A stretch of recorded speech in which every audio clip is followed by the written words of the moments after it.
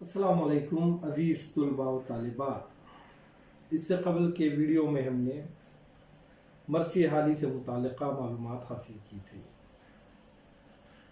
चूँकि पिछला जो वीडियो था और ये वीडियो में एक छोटा सा वक्फ़ा क़ायम हो गया है।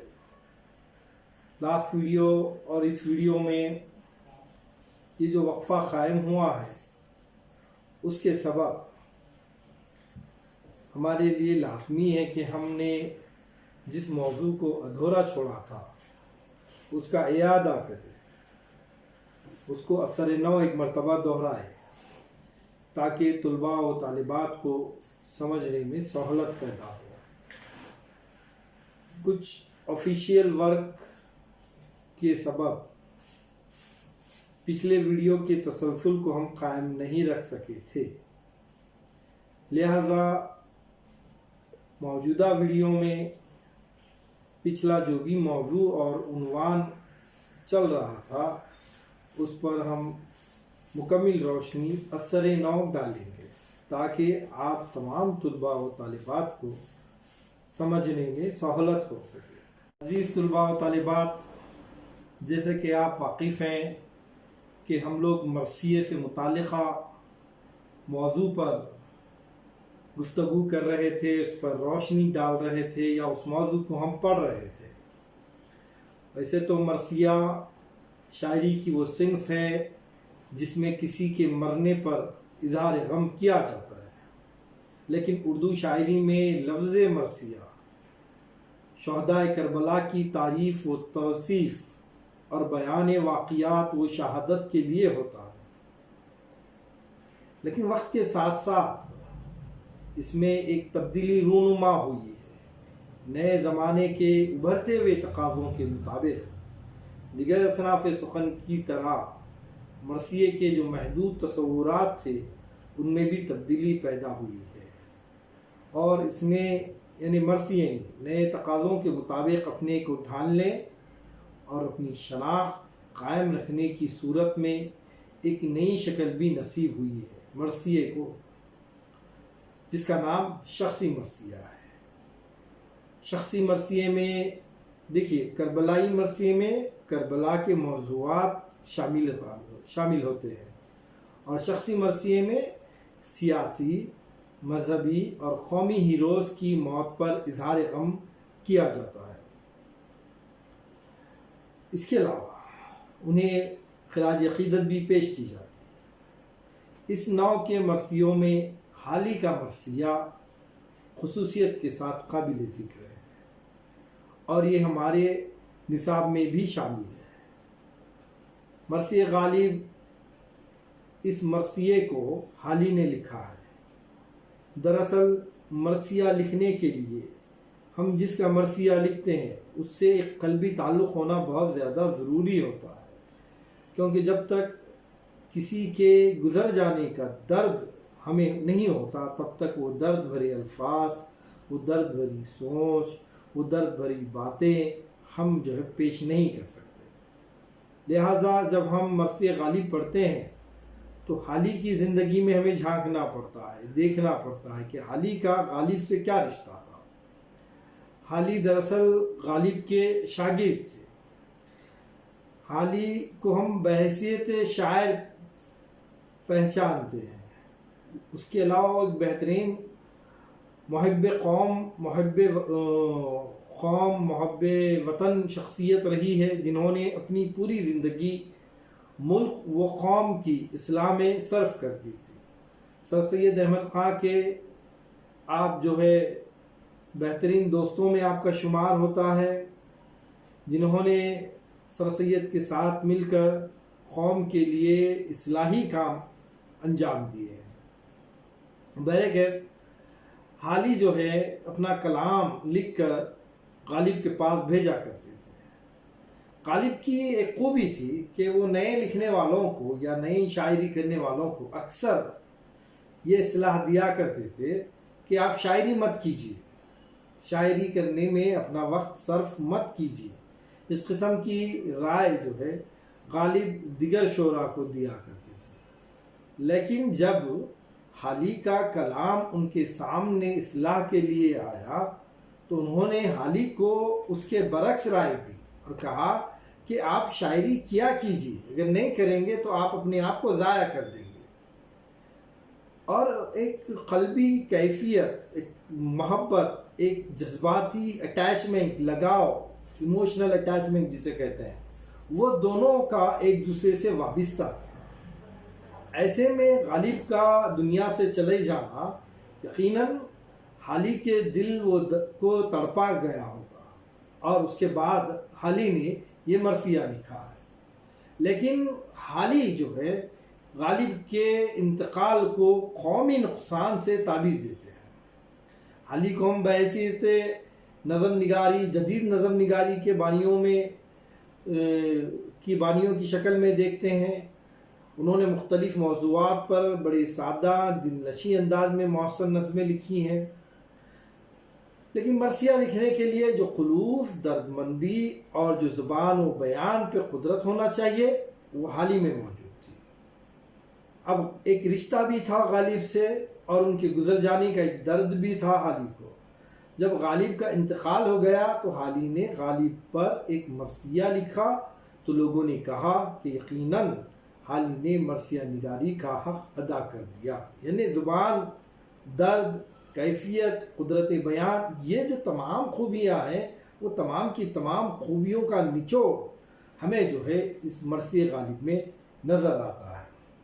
اس مرثیے میں ان کا فن جو ہے کافی عروج پر ہے۔ یہ مرثیہ پاکیزہ لب و لہجہ، زبان کی شیرینی اور پرخلوص جذب عقیدت کے اظہار کی بہترین مثال ہے۔ اس مرثیے میں حالی کے سماجی شعور اور قومی درد کی جھلک نمایاں ہے۔ حالی نے غالب کی موت پر اپنے ذاتی غم سے زیادہ اس قومی نقصان پر اپنے غم کا اظہار کیا ہے جو قوم کو غالب جیسے نکتہ رس شاعر، فلسفی، دانشور اور شریف انسان کی موت کی وجہ سے اٹھانا پڑا ہے۔ اس مرثیے میں انہوں نے غالب کی شخصیت کو یوں بھارا ہے، اس طریقے سے واضح کیا ہے، اس طریقے سے پیش کیا ہے کہ محسوس ہوتا ہے کہ ہندوستان کا ادبی، سماجی، تہذیبی پس منظر روشن ہو گیا ہے۔ بے انتہا عقیدت تھی حالی کو اپنے استاد غالب سے۔ جب غالب دنیا چھوڑ کر چلے گئے تو انہوں نے اپنے اس غم کو اس مرثیے کے ذریعے سے بہترین لفظوں میں ڈھال کر ہمارے سامنے پیش کیا ہے۔ وہ مرثیہ کیا ہے؟ اس مرثیے کا تو اصل نام مرثیہ غالب ہے، اور اس کے لکھنے والے خواجہ الطیف حسین علی ہیں۔ تو تقریباً 5 بندوں پر مشتمل ہے، اور ہر بند ایک الگ الگ جذبات کی عکاسی ہمارے سامنے کرتے ہیں۔ پہلا جو بند ہے اس میں غالب کے چلے جانے سے حالی کے دل کی جو کیفیت ہو گئی ہے، ان کے دل میں جو درد غالب کا بھرا ہوا ہے، اور ان کے جانے سے جذباتی طور پر وہ دنیا سے کتنا اداس ہو گئے ہیں، وہ تمام باتوں کو انہوں نے اس پہلے بند میں رکھا ہوا ہے۔ پہلا بند پڑھیں گے ہم، اس کے کچھ اشعار میں آپ کے سامنے پڑھوں گا، اس کے بعد اس کی تشریح کروں گا۔ ایک ایک بند پڑھتے جائیں گے، اس کی تشریح کرتے جائیں گے تاکہ ہمیں سمجھنے میں سہولت ہو سکے۔ میں بند پڑھ رہا ہوں، آپ بغور مطالعہ کیجئے۔ میں انشاءاللہ اس کی تشریح کے بعد آپ کے سامنے پیش کروں گا۔ اس کے باوجود بھی اگر کوئی بند، کوئی شعر یا کسی شعر کے معنی آپ کو سمجھ میں نہیں آتے ہیں تو آپ بذات خود میرے پرسنل نمبر پر مجھے کانٹیکٹ کیجئے۔ انشاءاللہ اثر نو میں آپ کی جو بھی تکلیف ہے، جو بھی نقطہ آپ کو سمجھ میں نہیں آیا، پھر میں اس کو سمجھانے کی کوشش کروں گا۔ چلیے ہم بند پڑھتے ہیں۔ اس مرثیے کا پہلا بند ہے یہ: کیا کہوں حال درد پنہانی، وقت کو تا قصہ طولانی، عیش دنیا سے ہو گیا دل سرد، دیکھ کر رنگ عالم فانی، کچھ نہیں جز طلسم خواب و خیال، کچھ نہیں جز طلسم خواب و خیال، گوش فقر و بزم سلطانی، ہے سراسر فریب وہم و گما، ہے سراسر فریب وہم وہ گما، تاج فخفور وہ تخت قافانی، بے حقیقت ہے شکل موج سراب، بے حقیقت ہے شکل موج سراب، جام جمشید وہ راہ ریحانی، لفظ محمل ہے نطق عرابی، حرف باطل ہے عقل یونانی، ایک دھوکہ ہے لحن داؤدی، ایک تماشا ہے حسن کنعانی، نہ کروں تشنگی میں تر لب خشک، نہ کروں تشنگی میں ترے لب خشک، چشم خضر کا ہو گر پانی، چشم خضر کا ہو گر پانی، لونا ایک مشت خاک کے بدلے، لونا ایک مشت خاک کے بدلے، گر ملے خاتمِ سلیمانی، بحر ہستی بجز سراب نہیں، چشم زندگی میں آب نہیں، بحر ہستی بجز سراب نہیں، چشم زندگی میں آب نہیں۔ یہ ایک مرثیہ ختم ہوا، 10 اشعار پر ایک بند تھا یہ۔ اب میں ایک ایک مصرع پڑھتے جاؤں گا اور اس کی تشریح آپ کو سمجھاؤں گا۔ پنہانی یہ لفظ جو ہے اس کے معنی ہوتے ہیں چھپا ہوا، اور غالب کے چلے جانے سے شاعر کو، مرثیہ نگار کو بے انتہا غم ہے، اور وہ غم ان کے دل میں چھپا ہوا ہے، دل غم سے بھرا ہوا ہے، دل میں غم بہت زیادہ سمایا ہوا ہے۔ کیوں سمایا ہوا ہے؟ کہ حالی کو غالب سے بہت محبت تھی، غالب کو وہ اپنا استاد تصور کرتے تھے، ان سے ایک محبت وہ لگاؤ تھی، اب ان کا ساتھ چھوٹ گیا ہے، غالب اس دنیا سے چلے گئے ہیں، کل من علیہ فان، کل من علیہ فان، ہر چیز کو فنا ہونا ہے، کائنات بنی فنا ہونے والی ہے، دنیا کی کوئی بھی چیز پائیدار نہیں، کل نفس ذائقۃ الموت، ہر نفس کو موت کا مزہ چکھنا ہے، قرآن کی آیت۔ لیکن جب انسان دنیا سے اپنا کوئی چھوٹ جاتا ہے، کوئی نکل جاتا ہے، کوئی انتقال کر جاتا ہے، اس دنیا سے چلے جاتا ہے، تو اس کے چلے جانے کا درد انسان کے دل کو بہت زیادہ ہوتا ہے۔ ویسا ہی حالی کے دل کو غالب کے چلے جانے سے وہ درد ستا رہا ہے۔ اب وہ چاہتا ہے کہ میں اپنے درد کو آپ کے سامنے رکھوں، کسی کے سامنے رکھوں، کسی کے سامنے بیان کروں۔ کہا جاتا ہے نا کہ غم بانٹنے سے کم ہوتے ہیں اور خوشی بانٹنے سے بڑھ جاتی ہے۔ شاعر کی بھی یہی تمنا ہے، وہ چاہتا ہے کہ اپنے غم کو کسی کے سامنے رکھوں، لیکن وقت کوتاہ قصہ طولانی بہت طویل ہو۔ یہ جو قصہ ہے غالب کا، غالب سے رشتے کا، غالب سے محبت کا، غالب کی شخصیت بیان کرنے کا، غالب کی زندگی کے رموز راز بیان کرنے کا، یہ بہت طویل ہے۔ درد بھرا ہوا ہے، دل درد سے بھرا ہوا ہے، میں بیان کرنا چاہتا ہوں، میں بولنا چاہتا ہوں، غم کو بانٹنا چاہتا ہوں، لیکن بہت ہی وقت کم ہے اس کے لیے۔ وقت کوتاہ قصہ طولانی، قصہ بہت طویل ہے اور وقت بہت ہی کم ہے۔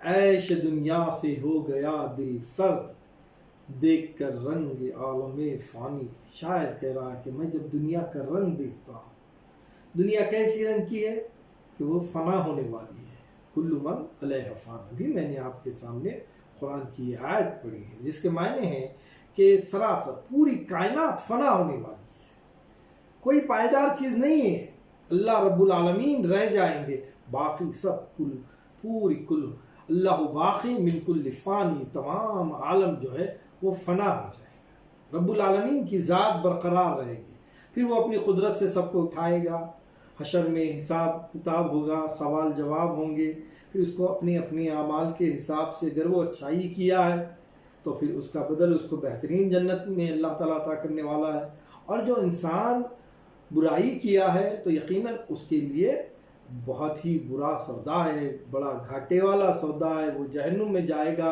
اور مصیبت بھری زندگی گزارے گا، اور وہ ایسی زندگی ہے جو ختم نہیں ہونے والی۔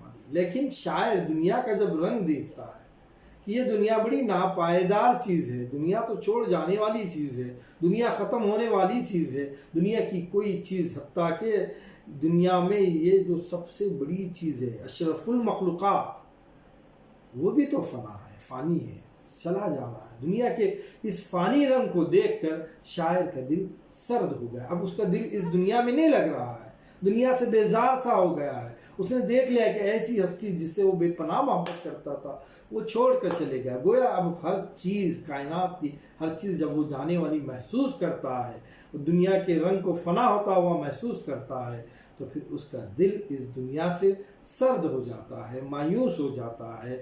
وہ جو ہے عیش دنیا سے، اب عیش دنیا میں اس کا دل نہیں لگ رہا ہے، کچھ نہیں جز طلسم خواب و خیال، گوش فقر وہ بزم سے پار۔ فقیر کا گوشہ ہو یا سلطان کی سلطنت ہو، یہ سب کے سب ایک خواب و خیال ہے، ایک طلسم ہے، ایک دھوکہ ہے جادو کا۔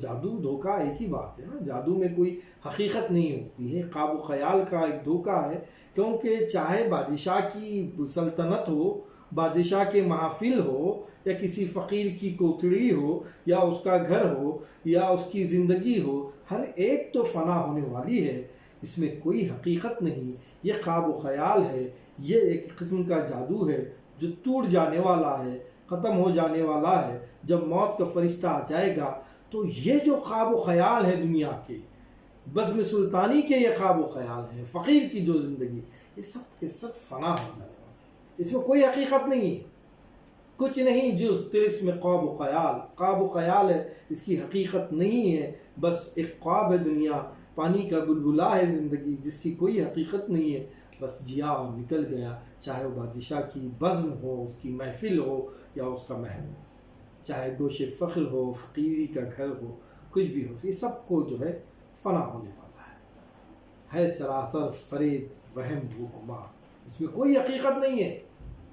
تاج فخفور، بادشاہوں کے تاج ہو یا پھر بادشاہوں کے تخت ہو، یہ سب کے سب فریب ہیں، وہم ہے، گماہ ہے۔ اگر بادشاہ یہ سوچتا ہے کہ میں یہ تاج پہنا ہوا ہوں، میں ابدی زندگی جی لوں گا، یہ تخت خاقانی ہے، بادشاہوں کے تخت ہیں یہ، ہاں تو پھر میں ہمیشہ اس پر بیٹھوں گا اور مجھے موت نہیں آئے گی، یہ سب کے سب فریب ہے، گماہ ہے، انسان کو اس کی حقیقی مقصد سے بہکانے والی چیزیں ہیں۔ انسان کا دل دولت میں لگا رہتا ہے، انسان کا دل جو ہے تخت و تاج میں لگا رہتا ہے، حتیٰ کہ موت آ جاتی ہے، حتیٰ کہ موت کا فرشتہ آ جاتا ہے، پھر اس کا تاج رہتا نہ تخت رہتی نہ اس کی بادشاہت رہتی ہے۔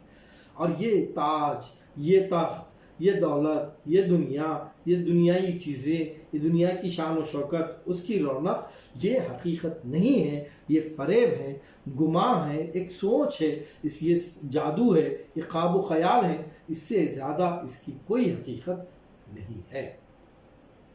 بے حقیقت ہے شکل موج سراب، سین رے الف بے، سراب کہتے ہیں وہ دھوکے کو۔ کون سا دھوکہ؟ جو عربستان میں، ریتیلے میدان میں انسان کو ہوتا ہے۔ بعض دفعہ ایسا ہوتا ہے کہ ایک مسافر نکلتا ہے اور اس کا گھوڑا، اس کا پانی، اس کا کھانا، اس کا توشہ، اس کا تمام سفر کا سامان اچانک گم ہو جاتا ہے۔ اب جیسے جیسے دھوپ بہت زیادہ بڑھتی ہے، شدت بڑھ جاتی ہے دھوپ کی، تو پھر اس کو پانی کی پیاس لگتی ہے، پیاس ستاتی ہے۔ اب یہ پانی کے تلاش میں نکلتا ہے تو گماہ ہوتا ہے انسان کو کہ کچھ وقفے پہ، کچھ فاصلے پر ایک پانی کا چشمہ ہے، اور وہ پانی کو تلاش کرنے کے لیے تیزی سے وہاں جاتا ہے، تو دیکھتا ہے کہ کچھ نہیں سوائے ریت کے۔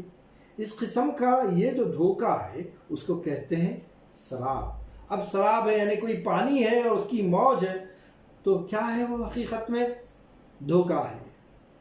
کوئی پانی کی موج نظر آ رہی ہے کسی پیاسے کو ریت کے میدان میں، تو وہ صرف سراب ہے، اس کی کوئی حقیقت نہیں۔ چاہے جام جمشید ہو، وہ راہ ریحانی ہو، جام جمشید سے مراد کسی ایران کے بادشاہ کے پاس ایک جام تھا جس میں وہ پوری دنیا کو اس میں دیکھتا تھا. لیکن آپ مجھ کو بتلائیے طلباء و طالبات، کیا وہ جام جمشید حقیقت ہے؟ نہیں، اس کو بھی فنا ہونے والا ہے، وہ بھی فنا ہونے والی چیز ہے، بے حقیقت چیز ہے، موج سراب ہے یہ، اس میں کوئی حقیقت نہیں ہے. چاہے وہ لفظ ہو عربی کے، وہ عربی جس کو اپنی زبان پر بہت فخر ہے، وہ کہتے ہیں عرب کہ جب ہم بولنا شروع کرتے ہیں تو اس وقت ساری دنیا گونگی ہو جاتی ہے. لفظ محمل، تمام لفظ بیکار ہیں اس نطق عربی کے سامنے. حرف باطل ہیں، عقل یونانی، یونان کی عقل پوری کائنات میں، پوری دنیا میں مشہور ہے، لیکن اس کے بھی لیے یہ حرف باطل ہیں، اس کا کوئی معنی نہیں، اس کی کوئی حقیقت نہیں. یہ محمل ہے، بیکار ہے، چاہے عربی کی گفتگو ہو یا چاہے عقل یونانی ہو، اس کے اندر کوئی حقانیت ہے. ایک دھوکہ ہے لحن داؤدی، داؤد علیہ السلام یہاں مراد ہے. داؤد علیہ السلام اللہ کے ایک نبی تھے جن کے تعلق سے کہا جاتا ہے کہ اللہ رب العالمین نے انہیں انتہائی میٹھی آواز دی تھی. جب وہ کوئی کلام اللہ کا پڑھتے تو اس وقت ان کی آواز سے لوگ شجر، حجر اور پتہ نہیں پرندے تک جو ہے آپ کے قریب آنے کی کوشش کرتے تھے، رک جاتے تھے، تھم جاتے تھے. لیکن بتائیے، کیا یہ آواز بھی حقیقت ہے؟ کیا وہ دیر پا ہے؟ کیا وہ دنیا میں قائم رہی؟ نہیں، وہ بھی ختم ہوگی. کل نفس ذائقۃ الموت. داؤد علیہ السلام چلے گئے، ان کی آواز چلے گئی. داؤد علیہ السلام زمین کے آڑے ہو گئے، چلے گئے، دنیا سے پردہ فرما گئے، تو ان کی آواز بھی دنیا سے چلے گی. یہ دھوکہ ہے، یہ بھی لہن. اس لہن میں، اس آواز میں، اس ترنم میں، اس مٹھاس میں کوئی بھی حقیقت نہیں ہے. کنانی کہتے ہیں انگوٹی کو. ایک تماشا ہے، کنانی کہتے ہیں، کنان ایک شہر کا نام ہے جو یوسف علیہ السلام جہاں پر پیدا ہوئے تھے. اور یوسف علیہ السلام کا حسن تو پوری دنیا میں مشہور ہے. قرآن شریف میں بھی ان کا تذکرہ آیا ہے، وہ بھی اللہ کے نبی ہے اور بے انتہا خوبصورت تھے. تو یہ بھی جو ہے حسن کنانی بھی کوئی معنی، اور یوسف علیہ السلام کا بھی حسن کوئی معنی نہیں رکھتا، کیونکہ اس کو بھی فنا ہونا تھا اور وہ بھی فنا ہو گیا، زمین کے آڑے چلے گیا، دنیا سے اس کا حصہ ختم ہو گیا. ایک تماشا ہے، اس میں کوئی حقیقت نہیں ہے حسن کنانی میں. اب ایسی کیفیت ہے کہ دنیا پوری فنا ہونے والی ہے اور اس میں کوئی حقیقت ہی نہیں ہے. تو پھر اب اس کا دل، شاعر کا دل کیا کہتا ہے نہ کروں تشنگی میں تر لب خشک، میرے ہوں خشک ہو گئے ہیں. تشنا ہوں میں، پیاسا ہوں میں، میرے لبوں میں وہ سکت نہیں بولنے کی. لیکن ایسے وقت چشم خضر کا بھی پانی مل جائے جس کے پینے سے کہا یہ جاتا ہے کہ آدمی کو ہمیشہ ہمیشہ دنیا میں زندگی مل جاتی ہے. لیکن اگر ایسا بھی پانی پی لیں تو پتہ ہے کہ اس کے بھی بعد، یعنی جب ایک وقفہ ہو جائے گا، جب سور پھونکا جائے گا، جب قیامت آ جائے گی، تو پھر خضر بھی ختم ہو جانے والا ہے. تو پھر وہ پانی پی کر تو کیا فائدہ، آب حیات لے کر تو بھی کیا فائدہ، نہیں، کوئی معنی نہیں رکھتا. لہذا میں جو ہے لب خشک رکھ لوں گا، کیونکہ دنیا فنا ہونے والی ہو. ایک مشت خاک کے بدلے اگر مجھ کو خاتم سلیمان علیہ السلام کی وہ انگوٹھی جس سے پورے کے پوری کائنات ان کے زیر اثر رہتی تھی، سلیمان سے بنا. سلیمان یہ بھی اللہ کے ایک نبی ہیں. کہا جاتا ہے کہ اللہ رب العزت نے انہیں دنیا میں ایسی طویل، اتنی بڑی حکومت عطا کی تھی، چرند پر، پرند پر، جن پر، انسان پر، ہوا پر، اللہ تعالیٰ نے ان کو حکومت عطا کی تھی. اور وہ ایک ان کی انگوٹھی تھی جس کے تابع بہت سارے جن و انس رہا کرتے تھے. اگر مل جائے اس ایک مشت خاک کے بدلے، اس شخصیت کے بدلے مجھ کو یہ انگوٹھی، اگر ملے خاتم سلیمانی، تو میں نہیں لوں گا. کیوں نہیں لوں گا؟ آخر میں شاعر کہتا ہے بحر ہستی بجز سراب نہیں ہے. اس ہستی کا تعلق حقیقت سے کچھ نہیں ہے، یہ ایک سراب ہے. انسان کی ہستی کیا ہے؟ بحر ہستی بجز سراب نہیں، سراب سے بڑھ کر نہیں ہے، دھوکے سے بڑھ کر نہیں ہے. چشمہ ہے، زندگی ہے، لیکن اس میں کوئی حیات نہیں ہے، اس میں کوئی حقیقت نہیں ہے، دنیا فانی ہے، کل من علیہ فان، ہر چیز فنا ہونے والی ہے، فنائیت اور روٹنے والی، ختم ہونے والی ناپائیدار چیز سے کیا دل لگاؤں جس میں کوئی حقیقت ہی نہ ہو۔ یہ کیفیت جو ہے غالب کے چلے جانے سے حالی کے دل پر آیا ہوئی ہے۔ اب دوسرے بند میں وہ اپنے قلب کی کیفیت کی ترجمانی کس طرح کرتے ہیں، اس مرثیے میں ہم انشاءاللہ تعالی عزیز دوسرے جو ہے ویڈیو میں ہم دیکھیں گے۔ شکریہ۔